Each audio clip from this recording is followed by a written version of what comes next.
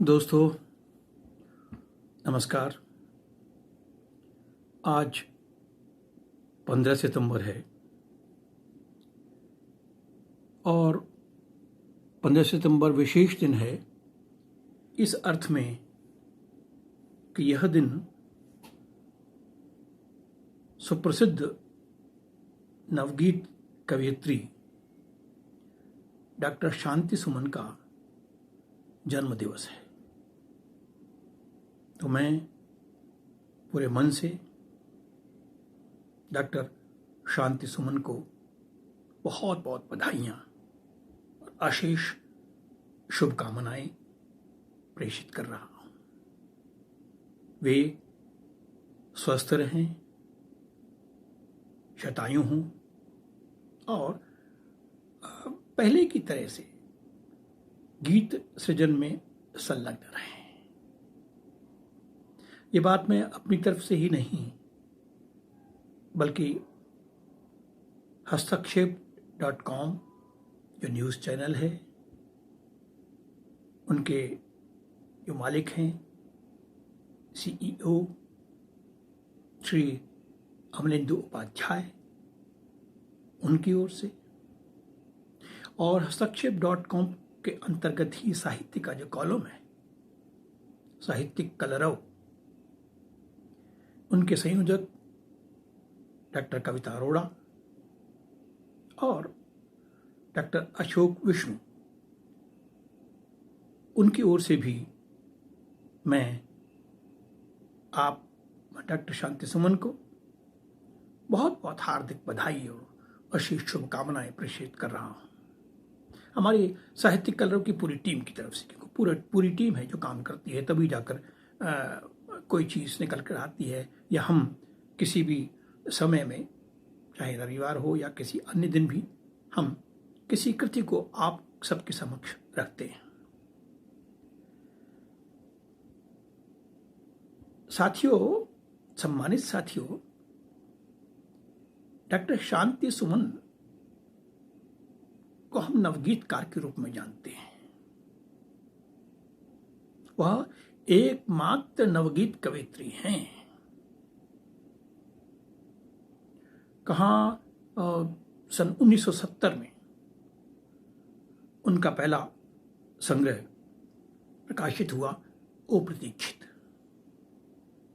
और 2016 में उनका जो इधर तक का जो ताज़ा संग्रह है, गीत संग्रह, वह प्रकाशित हुआ, लाल टहनी पर अड़हुल। माने 1970 से लेकर 2016 तक की बहुत लंबी यात्रा उन्होंने की है गीत की। आप यूँ भी कह सकते हैं कि इस बीच में जनगीत के एक तट पर है, दाईं ओर तट पर आप कह सकते हैं कि नवगीत है, वो नवगीत का तट है, और बाईं ओर जनगीत का तट है, ये जनवादी गीतों का तट है, और बीच में ये जो नदी बह रही है उनके गीतों की, इन दोनों तटों के बीच से बहती है। शब्द निरंतर प्रभावमान है आज भी। ये बड़ी प्रसन्नता की बात है। 1970 से लेकर 2016 तक लगभग उनके 14 संग्रह आ चुके हैं।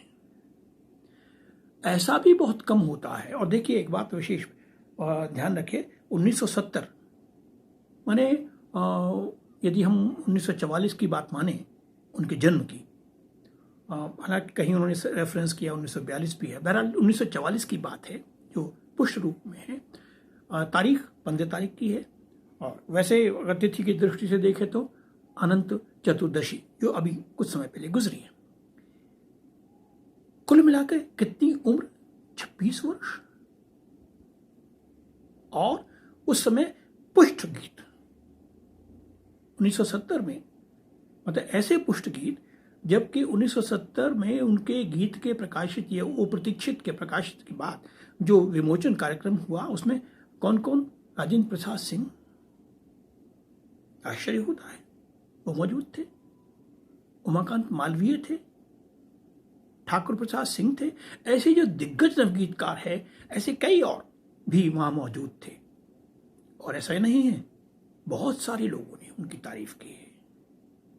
न केवल ठाकुर प्रसाद सिंह की बात करें या राजेंद्र प्रसाद सिंह की बात करें या उमाकांत मालवीय की बात करें या माने इतना नहीं, मैनेजर पांडे, शिव कुमार मिश्र, मैंने सब के सब ये बात मानते हैं कि बिहार की एकमात्र वह कवयित्री हैं जिन्होंने कि इस तरह से गीत और गीत के अंतर्मन को संस्पर्शित किया है। गीत की चेतना को समझना और उसको उस फॉर्म में, उस स्वरूप में बांधना, और बांधना ही नहीं बल्कि वो शब्दों को केवल इतना ही नहीं है कि भाई तुकांत भी ढूंढ लिए हमने, ये इतना भी नहीं है कि मात्राएं भी ठीक हो गई, नहीं, वो लय, वो धुन, और धुन दोनों ही अर्थों में। धुन केवल कंपोजिशन की बात नहीं है, वो धुन माने वो संलग्नशीलता, समर्पण उस भाव के प्रति, उस चेतना के प्रति, उस कॉन्सेप्ट के प्रति जो उभर रहा है। और वो कॉन्सेप्ट लगातार इतनी जरखेज जमीन है शांति सुमन की, अपनी उसके सृजन की निरंतर। एक और विशेष बात है कि बहुत कम ऐसे लोग होते हैं, मैंने बहुत कम, मैं खुद भी नहीं हूं वैसा, मैं नवगीत ही लिखता हूं, पर मैंने जो विपुल कह रहा हूं मैं शब्द, बहुत कम लोग ऐसे हैं जिन्होंने कि इतने अधिक संख्या में गीत लिखे हों। माहेश्वर तिवारी के भी गीत बहुत अधिक संख्या में नहीं है जितना मैं जानता हूं। हाँ, इधर देवेंद्र शर्मा इंद्र को हम जरूर विपुल बहुत लिखा, ऐसे ही डॉक्टर शांति सुमन ने बहुत लिखा। प्रोफेसर के तौर पर हिंदी की एचओडी रिटायर हुई, बहुत दिन हो गए अब उन्हें रिटायर हुए, लेकिन वो सक्रिय, उनकी सक्रियता ये फिर एक और विशेष बात मैंने महसूस की इन दिनों में। कुछ दिन पहले, कुछ पूरे वर्षों से ही अभी तक मेरा उनसे सीधा साक्षात्कार नहीं हुआ है, लेकिन फोन पर जो बातें होती हैं उसके आधार पर कह रहा हूं, और ये मुझे बहुत अच्छा लगता है। कम से कम एक इतनी उम्र में भी, इतनी वय में भी वो एक बच्चे की तरह से बात करती है। जब मैं बच्चे की बात करता हूं, इसका तात्पर्य वो बच्चे की से निश्चलता उनमें मौजूद है। यह निश्चलता उनके गीतों में मिलेगी। प्रेम की बात करें, निश्चित रूप में उनके गीत प्रेम के गीत हैं, लेकिन प्रेम के गीत केवल इसी प्रकार से नहीं है, प्रगाढ़, उनमें प्रगाढ़ता है, उनमें आत्मीयता है, उनमें अर्जित साधिकारिकता है उन गीतों में। और वह निज से हर व्यक्ति के अपने जो जिंदगी जो प्रेम की शुरू होती है वो कहीं निज यात्रा से, लेकिन निज से शुरू होकर वह यात्रा गीत की उनकी पर तक जाती है। यह पर जाना या जन तक जाना, इसमें एक विशेष बात और मैंने महसूस की, वो यह कि यदि वो माने जनगीत की बात करते हैं, जनगीत की बात करती हैं, तो वह गीत जनवादी गीत होते हुए भी वैसे गीत नहीं हैं, जो यांत्रिक हो जाते हैं, मैकेनाइज्ड। जब मैकेनाइज हो जाता है गीत, जनवादी भी या कोई भी, किसी भी माने उन बिंदुओं को पहले दिमाग में रखा जाए, तब गीत की संरचना की जाए, तब गीत का कंस्ट्रक्शन हो, तो उस गीत में और स्वतः जन जो अनुस्यूत है उनके चेतना में, और तब गीत उभर के आता है, दोनों में अंतर होता है। ये बात मैंने उनके कई गीतों में देखी है, सुनी है कई बार। उनके आजकल जो हम दूर रहकर लगातार काव्य पाठ देख रहे हैं, सुन रहे हैं, मैंने भी काव्य पाठ उनका सुना है, अलग से भी सुना है, बहुत अच्छा पढ़ती ही है, कोई बात ही नहीं है। तो ये जनवादी चेतना का, ये तो मैंने कहा ना, दो तट है, एक नवगीत का है और एक उनका जनगीत का, और उनके बीच में उनके गीतों के शब्द बहते रहते हैं अपनी नई नई उद्भावनाओं के साथ, मौलिक वो बहते रहते हैं। प्रवाहमान है। प्रकृति प्रकृति उनके कदम कदम पर प्रकृति मिलेगी आपको, सर्वत्र व्याप्त है, सर्वत्र व्याप्त है प्रकृति। लेकिन प्रकृति केवल उस तरह से नहीं है, प्रकृति उनमें वो आरोपित नहीं, केवल प्रकृति का चित्रण, जैसे कभी एक जमाने में हम पंथ के लिए कहते हैं प्रकृति चित्रण हो रहा है, तो एक स्टैटिक सा नहीं, ऐसा नहीं है। प्रकृति के विभिन्न जो अंग उपांग हैं उनका वह उपयोग करती हैं और प्रकृति के माध्यम से भी अपने कच्चे को व्यक्त करती हैं, केवल प्रकृति का चित्रण ही नहीं है।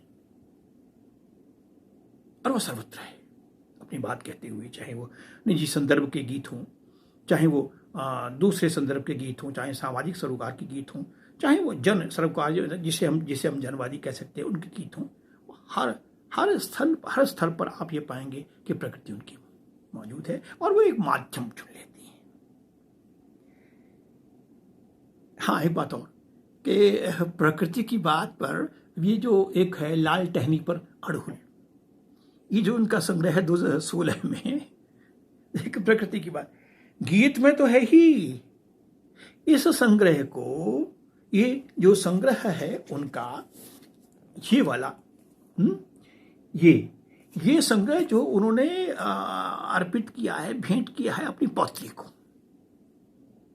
और जिन शब्दों का प्रयोग किया है उन्होंने, आश्चर्य यह है कि वो भी प्रकृति के विभिन्न अंगों को लेकर, वो ऐसी है, वो ऐसी है, ये ऐसी है, मतलब तमाम वहां तक मैंने किसी प्रकार की अपने गीत संग्रह के पौत्री को भेंट करना है, उसमें भी वह प्रकृति उनमें रहती है। तो इसका मतलब यह है प्रकृति उनकी चेतना में अनुस्यूत है, प्रकृति आरोपित नहीं है। नवगीत के बारे में इमेजरी की बात तो कही ही जाती है, बिंब धर्मिता विशेष रूप में है नवगीत में, सभी जानते हैं इस बात को, उनमें भी है एक बिंब, लेकिन वो बिंब, वो चित्र माने स्टैटिक नहीं है, एक तो मतलब लाइवली है, तो जीवंत है, और मैंने बताया वो गतिमान चित्र है, गतिमान बिंब जो है गतिमान है, और केवल बिंब को प्रस्तुत कर देना ही उतना नहीं है। बिंब एक बहुत जगह ऐसा देखा है नवगीतकारों को हमने कि वो बिंब सामने आते हैं, लेकिन बिंब बहुत सारे, जैसे मेरे ही कई गीतों में, बहुत सारे गीतों में है मौजूद, लेकिन मेरे भी गीतों में से बिंब माध्यम बन जाता है, कच्ची कुछ वो एक बहुत अच्छा महत्वपूर्ण सहारा बन जाता है कि वह बिंब कहां से कहां बात को ले जा रहा है, वो माध्यम बन जाता है। तो यह भी बात ने मैंने नोट की डॉक्टर शांति सुमन के गीतों में। मैं बल्कि कहूं बेहतर यह होगा कि मैं उनके गीतों को, एक दो गीतों को मैं आपके सामने मैं रखना बेहतर समझूंगा। लगभग इन 14 उनके संग्रह हैं, उसमें एक मैथिली गीत संग्रह भी है, उनके 2 कविता, बहुत लिखा है, 2 कविता संग्रह हैं, उपन्यास है उनका, आलोचना है, उन पर भी आलोचना समीक्षा हो चुकी है, बहुत लंबी यात्रा है उनके अपने साहित्य की।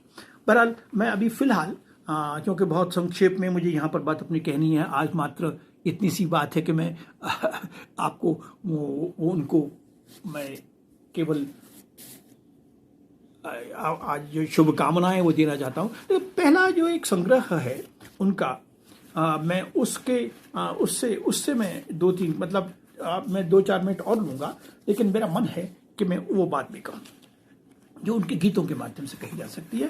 देखिए, ये अप्रतीक्षित, एक तो आप अपने आप समझिए कि वहाँ यहाँ जरूर है कि ये अप्रतीक्षित, यह निश्चित रूप में कहीं एक रोमांच से वाबस्ता है ना। देखें, चलिए, पास मेरे शेष रहे कुछ तस्वीरें, कुछ साए, अब चांदनी टपकी नहीं लगती, सब कुछ वैसी ही वैसी नहीं लगती, ये हवाएं क्वारी आंखों की सब कहीं छुई नहीं लगती, अजाने किस देश रहे सुधियों के दंश अनभाए। देखें, बेहतरीन।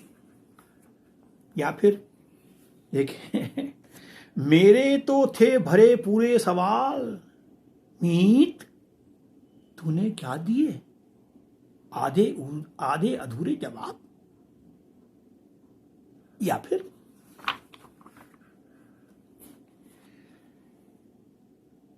आँच आँच दहके भी कैसे, आँच दहके भी कैसे कि नमी बेहिसाब। देखें आप, सूखे से फूलों को ढूंढती किताब, दर्द पीड़ा। यह कि आँच दहके भी कैसे, नमी बेहिसाब, सूखे से फूलों को ढूंढती किताब, दर्द। और देखें, कचनारी छाह बीच आंगन दिन दिन भर, एक सहज जीवन जी लेने आ क्षण भर।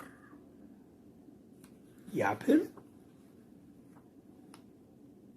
दूर दूर चलती तो मैं हूं, दूर दूर चलती तो मैं हूं, पीछे तुम छूट छूट जाते।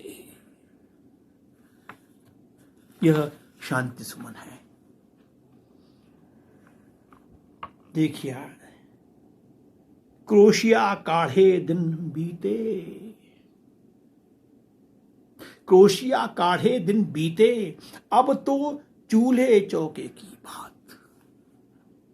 यह है ओ प्रतीक्षित के गीत। मैं एक दो गीत, एक इनका संग्रह है, एक सूर्य रोटी पर, मैं देखें। और शायद मुझे लगता है गीत गोपाल के पेज पर या कहीं उन्होंने गीत को शायद सुनाया हो, मुझे ऐसा ध्यान पड़ रहा है कि यह भी हुआ भला कथरी ओढ़े ताल मखाने चुनती शकुंतला। क्या बात।